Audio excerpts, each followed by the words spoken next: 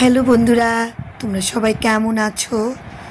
দেখো, অ্যাকোরিয়ামে দেখছিলাম মাছের সেই চলাফেরা।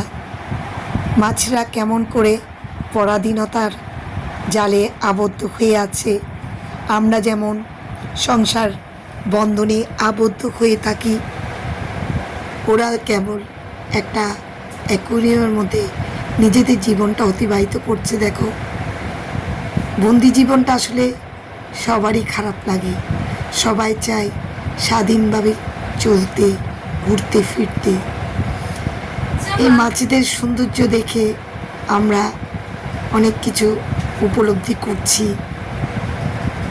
দেখো, একটা ছোট অ্যাকোরিয়ামের মধ্যে ওরা নিজেদেরকে কিভাবে মানিয়ে নিয়েছে।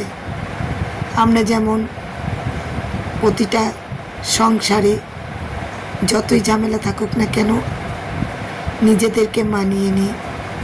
দেখো, প্রাণী মধ্যে ওই বোটটা চিরচরিত, মাছকে দেখলেও বোঝা যায়।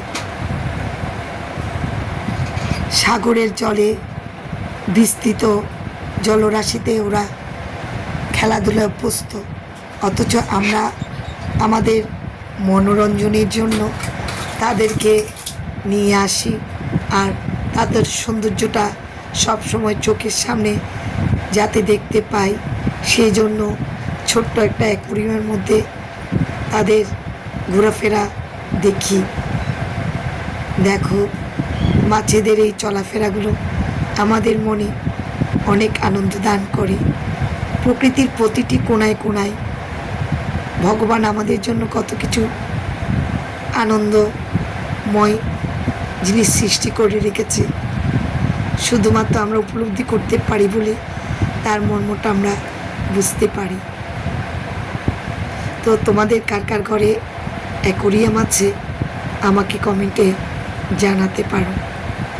আজকের জন্য শুভরাত্রি।